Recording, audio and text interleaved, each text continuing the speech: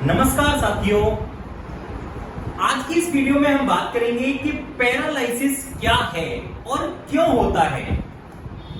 दोस्तों, देश के कोने कोने में पैरालिसिस के मरीज जो हैं वो मिल जाते हैं, लेकिन कई बार क्या होता है कि अवेयरनेस की कमी की वजह से यानी जागरूकता की वजह से वो लोग अपना सही उपचार नहीं करा पाते। जब सही उपचार नहीं करा पाते तो वो सालों साल और वो सोच के बैठ जाते हैं कि अब हमारे को जिंदगी जो है अपनी वो इसी के साथ निकालनी पड़ेगी। तो सबसे पहले मैं आपको बताता हूं कि पैरालिसिस को सामान्य भाषा में क्या क्या और बोला जाता है। बहुत सारी जगहों पर पक्षाघात बोला जाता है, बहुत सारी जगहों पर अधरंग बोला जाता है, बहुत सारी जगहों पे लकवा बोला जाता है, बहुत सारी जगहों पे फालिस बोला जाता है। तो पैरालिसिस होता क्यों है? पैरालिसिस क्यों होता है और कितने प्रकार का होता है?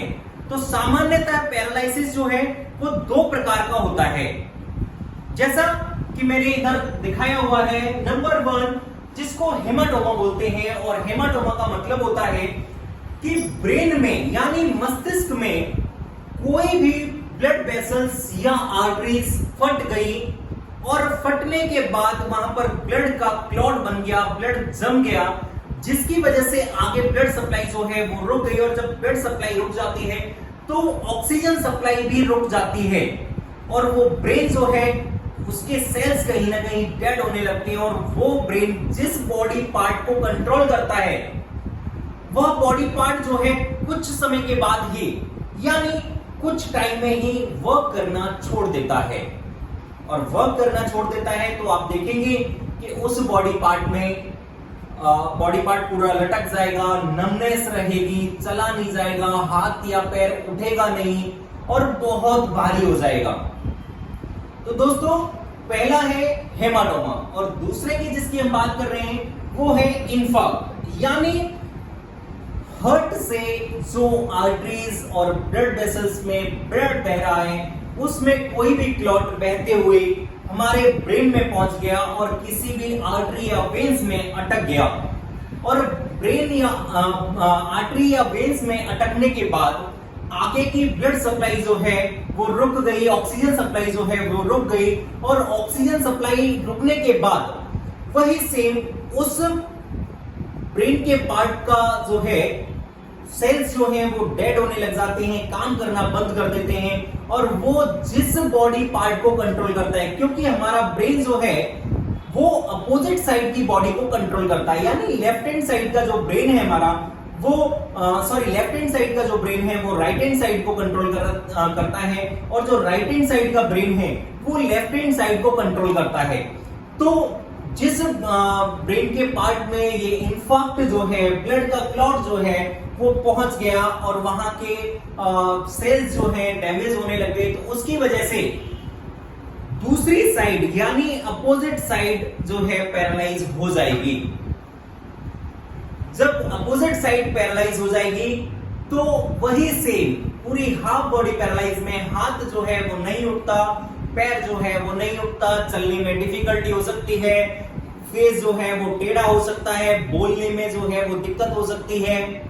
तो ये सारे सिम्टम्स दिखाई देते हैं। अब हम बात करते हैं कि क्या दोनों पैरालिसिस जब होते हैं यानी हेमाटोमा और इन्फार्क्ट तो दोनों में इंसान बेहोश होता है? नहीं,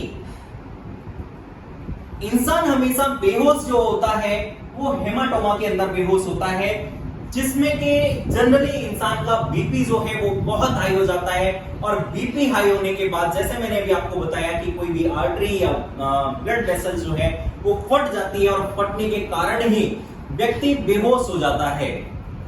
हेमाटोमा में व्यक्ति जो है वो बेहोश नहीं होता, अगर बाई चांस उसके साथ कोई दूसरा इंसिडेंट रहा है तो बेहोश हो सकता है, जैसे कि डायबिटीज बहुत हाइपर हो गई हो, यानी विटामिन बहुत कम हो बॉडी के अंदर, तो दूसरा कोई कारण रहा हो तो व्यक्ति बेहोश होने की संभावना हो सकती है उसकी, अदरवाइज इन्फार्क्ट में बेहोश नहीं होता। इसको हम जनरली कैसे पहचान सकते हैं कि पैरालाइज हो रहा है या हो गया है, तो मैं आपको बताता हूं। देखिए, एक साइड जो है वो पूरी हैवी हो जाएगी, वीक हो जाएगी, नमनेस फील होगी और वर्क नहीं करेगी। फेस जो है वो टेढ़ा हो जाएगा, आई जो है वो हल्की सी तिरछी हो जाएगी। जब हम मुंह को खोलते हैं और या हंसने की कोशिश करते हैं तो हमारा फेस जो है वो टेढ़ा दिखाई देता है। जब हम हाथ को उठाने की कोशिश करते हैं तो हाथ नहीं उठता और इस तरीके से कई बार लटक जाता है। जब हम पैर भी उठाते हैं तो पैर उठाने की कोशिश अगर करें भी और पूरी पावर लगाएं, पूरी ताकत लगाएं, तो भी पैर नहीं उठता। और ये सारे सिम्टम्स जो हैं कहीं ना कहीं हमारे को इंडिकेट करते हैं कि पैरालिसिस होने वाला है या हो चुका है। दोस्तों, पैरालिसिस का न्यूरोथेरेपी में बहुत ही जबरदस्त और सटीक इलाज है, क्योंकि जैसा मैं आपको पिछले काफी वीडियोस में बताता हुआ आ रहा हूं कि न्यूरोथेरेपी एक ब्लड बेस्ड थेरेपी है, यानी ब्लड सर्कुलेशन को कंट्रोल करती है, मेंटेन करती है, प्रॉपर करती है। तो इसीलिए पैरालिसिस का सबसे जबरदस्त और सटीक इलाज न्यूरोथेरेपी ट्रीटमेंट से है और न्यूरोथेरेपी ट्रीटमेंट पैरालिसिस को 100% नॉर्मल कर सकता है। तो आप न्यूरोथेरेपी को अपनाएं। अगर किसी को भी पैरालिसिस की समस्या है तो नीचे दिए हुए नंबर पे संपर्क कर सकते हैं। धन्यवाद।